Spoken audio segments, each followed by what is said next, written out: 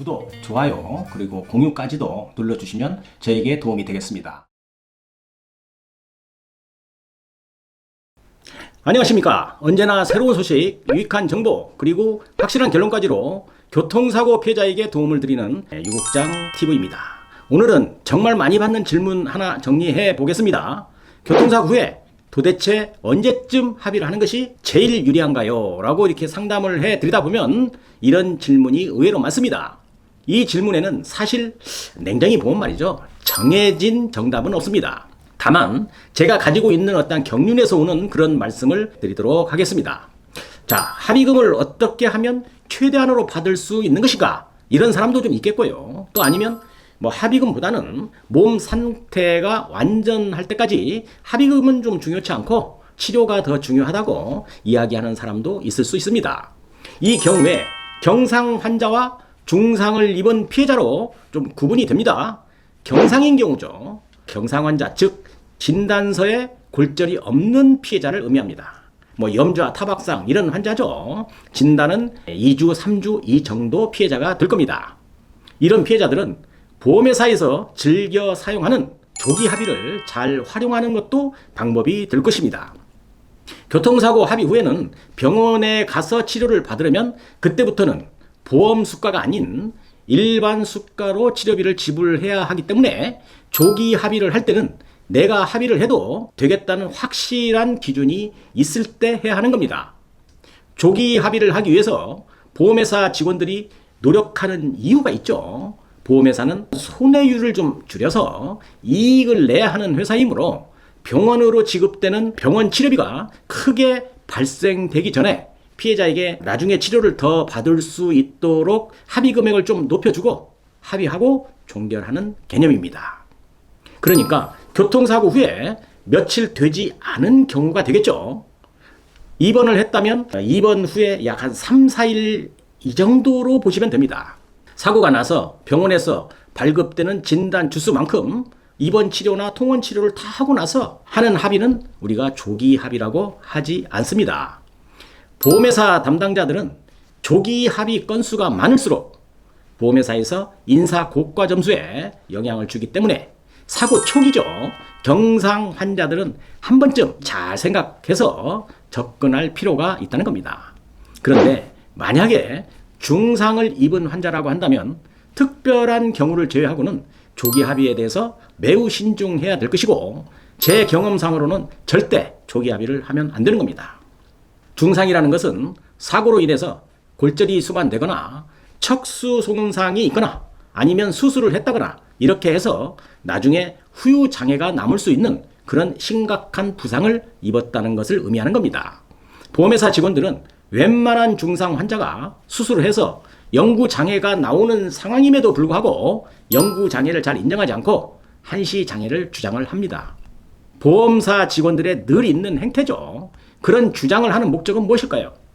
간단합니다. 합의금 적게 주려고 하는 겁니다. 그래서 중상인 경우에는 치료하는 병원에서 6개월 정도 치료 및 관찰을 잘 한 후에 의사에게 영구장애 진단서를 발급을 받아서 합의를 시도해 봐야 하는 겁니다. 그런데 보험사는 설령 영구장애가 나와도 이런저런 핑계와 또 조건들을 이야기하면서 제가 자주 쓰는 말이죠. 물타기 수법을 쓰려고 할 것입니다. 이런 경우는 과감하게 법원 소송을 준비하는 것이 바람직하다, 이렇게 말씀을 드립니다. 또 이런 경우도 좀 있을 겁니다. 몇 가지 좀 예를 들어 볼게요. 자, 골절이 되어 있는데 아주 이쁘게 부러져서 뼈만 붙으면 장애가 남지 않을 경우, 이런 경우는 조기 합의를 시도해 봐도 좋습니다. 자, 두 번째, 골절은 골절인데 아주 미세한 골절인 경우죠. 이런 경우는 일반 엑스레이 상에서는 잘 발견되지 않습니다. 그러나 정밀검사를 CT나 MRI 이런 정밀검사 후에 발견되는 이런 진단이 있습니다. 아주 미세한 골절이죠. 이런 경우 계속적으로 병원 치료만 하면서 이런 경우에 병원 좋은 일만 하는 것보다는 과감하게 보험회사 직원과 조기 합의에 대해서 논의해 볼 가치가 있다, 이렇게 말씀을 드립니다. 자, 세 번째인데요. 피해자의 소득이 연봉 기준으로 약 한 1억 2천인 경우요. 한 달에 한 1,000만 원 정도 수입이 되는 이런 피해자는 며칠만 입원을 해도 법적으로 일실 수익이 많이 발생이 되므로 이런 상황을 좀 대화해서 조기 합의를 한번 시도해 볼 필요가 있다, 이렇게 생각이 됩니다. 자, 네 번째인데요. 사고가 크게 났는데 골절은 없는데 충격이 커가지고 거기에서 생긴 추간판 탈출증이나 또 어깨, 회전근개 파열, 어차피 영구장애를 인정받기 어려운 상황이므로 보험회사 직원과 잘 협상을 해서 조기 합의에 대해서 논의해 볼 필요가 있다, 이렇게 말씀을 드리는 겁니다. 이때는 충분한 향후 치료비가 책정되었는지 꼼꼼히 따져볼 필요가 있습니다. 이런 경우를 제외하고 중상 환자인 경우는 영구장애인지 한시장애인지를 알아보기 위해서는 치료를 받고 있는 담당 의사에게 치료가 종결된 후에 장애의 형태가 어떻게 될 것인지를 꼭 물어봐야 되는 것입니다. 골절 부위의 치료 후의 관절 운동이 나중에 정상으로 돌아올 수 있는 것인지, 또 신경 손상 이런 것들이 시간이 가면 회복될 수 있는 것인지 자세한 질문을 해서 답을 들어 놓아야 하는 것입니다. 병원에 돌아다니는 혼외 사정사나 보험회사 직원, 또 원무과 직원들 또는 주변의 그 뿌로카 비슷한 사람들의 이야기만 듣지 마시고 내 몸 상태를 공신력이 있는 대학병원의 교수님에게 한 번쯤 진료받고 상태를 좀 문의해 볼 필요도 있을 것입니다.